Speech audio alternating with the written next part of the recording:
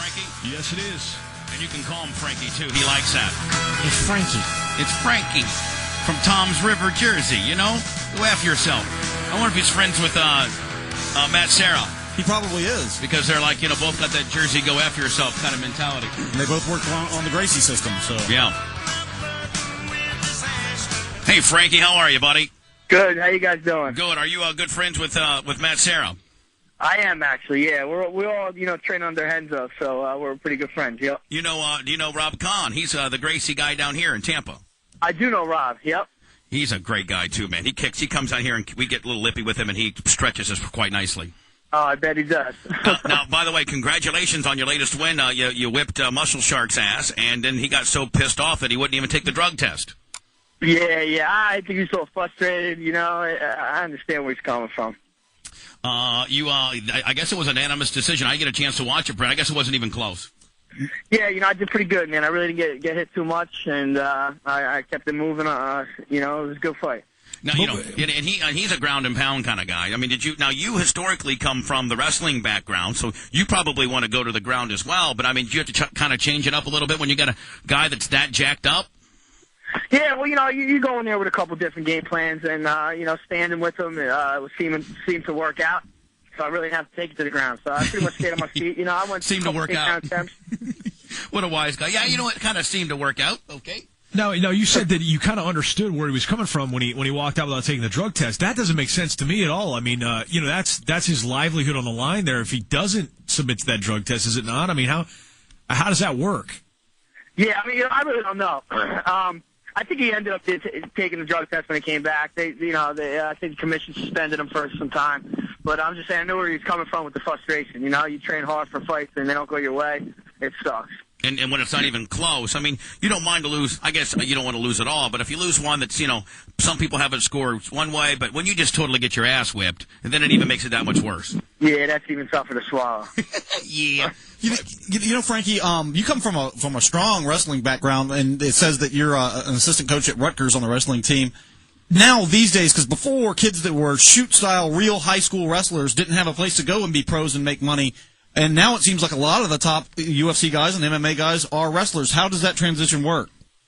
Yeah, you know what it is, man? When you wrestle, you're competing your whole life. You're used to, working out and being disciplined. And I think that just transfers really well into MMA.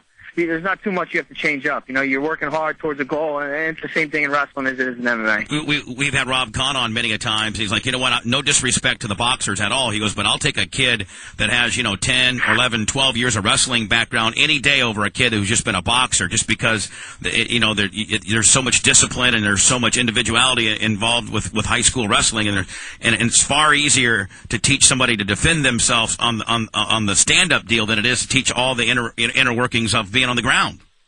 Yeah. Wrestling is definitely takes a long time to master. Balance and you're having good hips is not something you can really teach. It takes a lot more of a feel. Let me ask you a question, Frankie. Your one loss was against a guy named, Gray Maynard, and then I've not seen him resurface so much. Like, does he have heat with Dana or something? Because I don't see. Obviously, BJ Penn is the champion of your division, 155. But I don't see any upcoming fights. One would think that and I think Gray just won not too long ago. 96. Why aren't we seeing a Gray Maynard Penn matchup? Yeah, I don't know. I mean, Gray is, he's on his way up, too. I mean, I think he's 8-0 right now. So, I don't know how it works, man. UFC does what they want to do, and they pick the matchups. Now, in that particular match, that was an unanimous decision. None of us watched that. That was a UFC Fight Night, I think 13. What went wrong there for you? Yeah, Gray's a real big 55-pounder. I'm a little bit on the smaller end. I just... he fought a great fight. So I don't really want to say anything, to bash him or anything, because he fought a great fight. No, not necessarily to bash him. Like, have you looked at like maybe what you might have not? Yeah, no, absolutely. I definitely, took a step back and seen what I was doing wrong, or maybe what I could have done a little bit better, and I think I applied it in this fight with Shirk, which definitely helped me. But now, when you look at the guy at the top, that's BJ Penn.